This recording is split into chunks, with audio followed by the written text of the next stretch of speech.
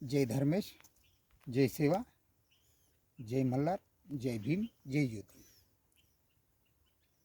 आज संविधान दिनाच्या सर्व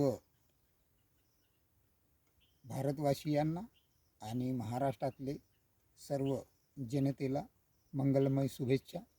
आणि श्यामादादाची आज 125वी जयंती असल्या आहे. त्या जयंतीनिमित्त विनम्र अभिवादन करतो. तसंच 26/11चा हमला आपल्या महाराष्ट्रातल्या मुंबईच्या आपल्या एका याच्यावर झाला आणि त्याच्यामध्ये आपले काही शातीर जवान, ज्यांच्यामुळे आपण घरी सुकून झोपतो असे ते जवान होते, त्या जवानाच्या याच्यामध्ये त्यांना त्यांच्या आत्म्यांना शांती लाभो ही ईश्वरचरणी प्रार्थना करतो. आणि जे हक्क पाहिजे सारेच दान करते, जे हक्क पाहिजे सारेच दान करते, रक्षा तुझी नि माझी हे संविधान करते, हे संविधान करते. स्वातंत्र्यप्राप्तीपासून अनुसूचित जमातीमध्ये असलेला सर्व 47 जमातीतला जो समूह होता, त्या समूहातला विदर्भातील सर्व समूहाला तो पूर्वी लाभ मिळत होता. परंतु आणि तसे संसदेचे आदेश, कायदा, नोटिफिकेशन त्याबद्दलचे सर्वे झालेले आहेत. परंतु जे तत्वहीन पक्ष आहे आणि जे सत्तालोभी जे लोकप्रतिनिधी आहे, या लोकप्रतिनिधीमुळे आज जनता त्रस्त आहे असं का म्हणावं असं वाटते. तर जो 1976चा जो क्षेत्रबंधन हटवलं आणि क्षेत्रबंधन हटवल्याच्या नंतर जो षडयंत्र सुरू झालं या अनुसूचित जनजातीच्या समूहातल्या काही जातींवर, तर हे जे षडयंत्र काही प्रमाणात सुरू केलं आणि नंतर ते एकदम मोठ्या प्रमाणात झालं. आणि हे जेव्हा षडयंत्र सुरू झालं त्याच दरम्यान अनेक विभागातून अनुसूचित जाती आणि अनुसूचित जमातीच्या समानार्थी नावाच्या ज्या जमाती आढळत होत्या, त्या जमातीच्या अनुषंगाने एक सुप्रीम कोर्टात पिटिशन दाखल झाली.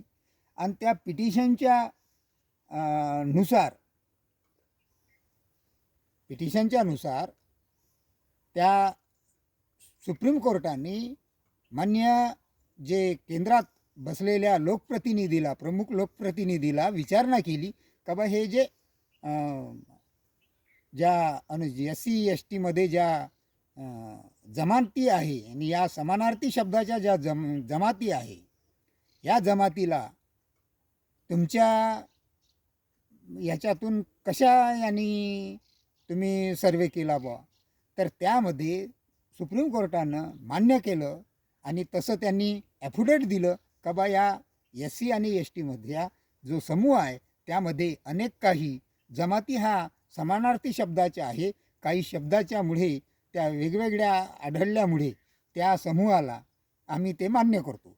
मग ह्या ॲफिडेविटनुसार माननीय सुप्रीम कोर्टानं आदेश काढला आणि त्या आदेशानुसार सर्व भारतात तो आदेश लागू झाला. परंतु तो आदेश काही राज्यामध्ये लागू केला, परंतु काही राज्यात लागू केला नाही.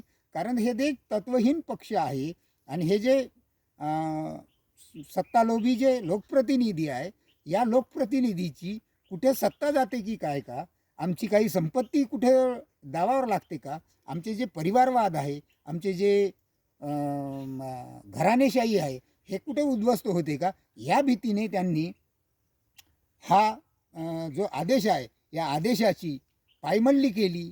कुठेही ह्या आदेशाला त्यांनी मानलं नाही, नाकारलं आणि त्यामुळे हे सगळं उद्ध्वस्त सुरू झालं. आणि त्यानंतर मग प्रत्येक विभागातून प्रत्येक या ज्या एस टी जनजातीच्या ज्या अनुसूचित जनजातीच्या ज्या समूह होता, या समूहातून वेगवेगळ्या विभागातून अनेक असे आंदोलनं म्हणा, मोर्चे म्हणा, निवेदनं म्हणा, अशा माध्यमातून वेगळं वेगळं ज्या लोकप्रतिनिधीला ज्या ठिकाणी बसले त्यांच्या माध्यमातून ते सोडवण्याचा प्रयत्न केला. परंतु या लोकप्रतिनिधींनी त्या कुठल्याही निवेदनाची दखल घेतली नाही, कुठल्याही त्या मोर्चाची दखल घेतली नाही आणि कुठल्याही त्या लोकांची हाक ऐकली नाही. त्यामुळे हे पूर्ण जटिल प्रश्न करून ठेवला.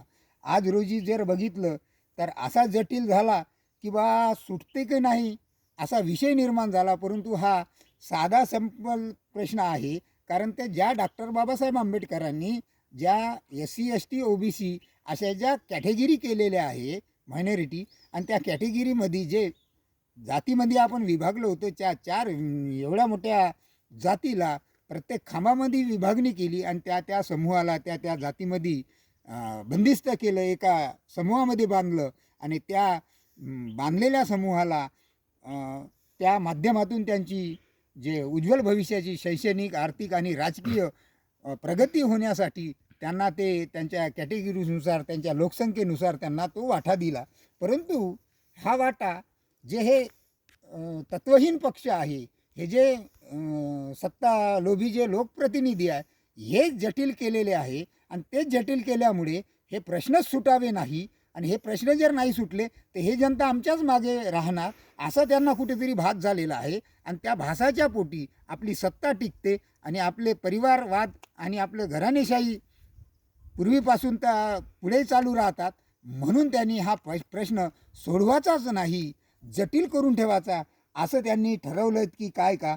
असा हा यांनी एक फतवा समोर केला 1985ला. आणि त्या फतव्याच्या आधारे ज्या जमाती त्या अनुसूचित जनजातीमध्ये सामील होत्या, त्या जमातीला या बोगस आहे, या निकष पूर्ण करू शकत नाही असे कुठले तरी फतवे काढून एका डिपार्टमेंटच्या माध्यमातून ते सर्व जमातीला आज रोजी भोगावं लागत आहे.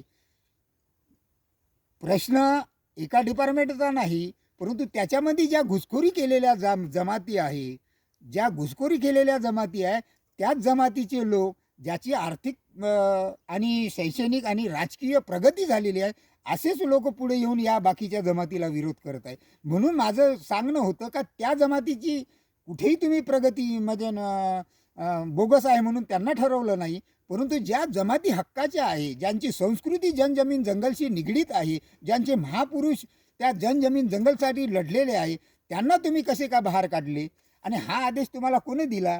जर मग तुम्हाला जर त्या समूहाला 85च्या नंतर तुम्ही त्यांना 89, 86, 87, 88, 89 अशा या ज्या 85च्या फतव्याच्या नुसार तुम्ही त्यांना OBC मध्ये सामील करत आहात. तुम्ही त्यांना ते जमत नाही, OBC मध्ये सामील केलं ते कुठेतरी आपल्या अंगावर येते का काय का. म्हणून या लोकप्रतिनिधींनी, या तत्वहीन पक्षांनी पुन्हा त्यांना NTCचे असे अबकड करून त्यांना त्याच्यामध्ये टाकून दिलं. हे कुठं असंविधानिक आहे. आणि ही कुठली आमच्या जनतेची किंवा आमच्या त्या अनुसूचित जनजातीच्या ज्या समूहामध्ये ज्या जाती आहे, त्या जमाती आहे, त्या जमातीची कुठलीही मागणी नसताना हे तुम्ही कोण्या बेसिकवर केलं. आमची मागणी नाही, जे आम्हाला हवं आहे ते आम्हाला द्यायसाठी तुम्हाला आम्ही आमच्या मताधिकाऱ्यानं, बरोबर मताधिकाऱ्यानं तिथं पाठवलं. परंतु तुम्हीच आमचा खून करून राहिले आणि आमच्या जातीमध्ये तेढ निर्माण करून राहिले. अशी परिस्थिती आज या लोकप्रतिनिधींनी, सत्तालोभी लोकप्रतिनिधींनी आणि पक्षहीन तत्वहीन पक्षांनी करून ठेवलेली आहे. म्हणून कुठेतरी आज माझं असं एक नवतरुण मुलांना असं सांगणं आहे का बा, जे काही आपल्याला मिळतं, जे हक्क आपल्याला पाहिजे ते सारेच दान करता, रक्षा तुझी न माझी हे संविधान करतात. मग हे संविधान जर सगळं आपली तुमची माझी रक्षा करत असेल तर या लोकप्रतिनिधीला आपली जे गरज आहे, आपल्या भरोश्यावर यांना जो सॅलरी मिळतो, आपल्या भरोश्यावर यांनी जे सूट घालतो, आपल्या भरोश्यावर जे ज्या गाडीमध्ये यांनी ACच्या फिरतो, आपल्या भरोश्यावर जे ज्या घरामध्ये राहतात त्यांचा सर्व खर्च जर आपण करत असेल तर मग अशा सत्तालोभी लोकप्रतिनिधीच्या मागे पुढे फिरण्यापेक्षा आपल्या हक्काचे प्रश्न विचारा. जर तो नसन करत तर त्याला राजीनामे देऊन द्या आणि स्वतः समाजातलं नेतृत्व म्हणून तुम्ही स्वतः समोर या. कारण यांना आपले प्रश्न जटिल करण्याचं जे श्रेय आहे हे यांचीच जबाबदारी आहे. कारण आपण यांना कशासाठी निवडून देतो? आमचा जो हक्क आहे, नागरिकाची जी जबाबदारी आहे, तुम्ही संविधानाने शपथ घेता आणि शपथ घेऊन तुम्ही आमच्या नागरिकाची जबाबदारी जर घेत असाल तर मग तुम्ही नागरिकाची जबाबदारी कुठं आमच्या उलट प्रश्न जटिल करून ठेवून राहिले. हा अधिकार तुम्हाला कोणी दिला? हा अधिकार नागरिकांना तर तुम्हाला दिला नाही, संविधानानं तर तुम्हाला दिला नाही. मग संविधानानं जर आमचे हक्क जर दिले असेल तर आमच्या हक्कावर गदा आणण्याचा अधिकार तुम्हाला कोण दिला? म्हणून कुठंतरी या ज्या डॉक्टर बाबासाहेब आंबेडकरांनी आपल्याला सांगितलं, शिका, संघटित व्हा आणि संघर्ष करा. शिक्षण हे वाघिणीचं दूध आहे आणि ते वाघिणीचं दूध जो पितो तो गुरगुरल्याशिवाय राहत नाही.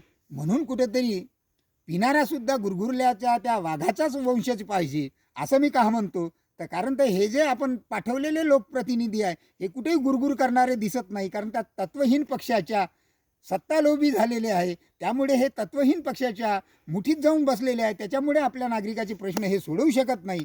त्यामुळे आपल्याला आज काळाची गरज आहे का बा शिक्षण हे वाघिणीचं दूध आहे, हे तेवढंच खरं आहे. म्हणून तो पिणारासुद्धा वाघाचीच औलाद पाहिजे, वाघाचाच वंशज पाहिजे. तेव्हा कुठे तो गुरगुरल्याशिवाय राहणार नाही. म्हणून आज आपण जे वाघिणीचं दूध पिलेले आहो आणि घराघरात बसलेलं आहो, या तत्वहीन पक्षाचे जे जोडे आपण उचलत आणि दिसत आहो, जे आपण सत्तालोभी लोकप्रतिनिधीचे जे मागे पुढे फिरताना दिसत आहो, यांचे झेंडे दांडे यांचे सगळे पद तिकडेच फेकून द्या आणि यांना आपल्या हक्काचं जे आहे ते मागा. म्हणून माझी तुम्हाला एक विनंती आहे, हा व्हिडिओ तुम्ही पाहत आहे, जेवढा जास्तीत जास्त लोकांपर्यंत पोहोचवता येते तेवढा पोहोचवा. संविधान आपल्याला काय देते?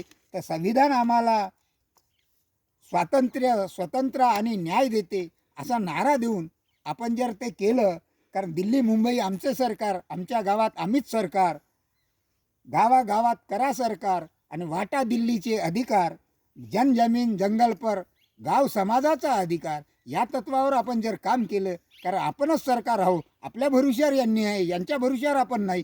हे जेव्हा गोष्ट आपल्याला सर्वप्रथम चिंतन करून ते आपल्या आत्म्यात उतरवा लागेल, तेव्हा कुठं आपण हा भ्रष्टाचार आहे, हे जे लोक आपल्यावर अन्याय करत आहे, हे अत्याचार करत आहे, हे आपण रोखू शकतो. म्हणून माझी तुम्हाला कडकडीची विनंती आहे का तुम्ही जर हा व्हिडिओ पाहत असेल तर तो व्हिडिओ तुम्ही जास्तीत जास्त लोकांपर्यंत पाठवण्याची जबाबदारी तुमच्यावर देतो आणि याला जास्तीत जास्त सबस्क्राईब करा आणि लोकांपर्यंत पाठवा. एवढीच तुमच्याकडून आशा आणि अपेक्षा करतो आणि थांबतो.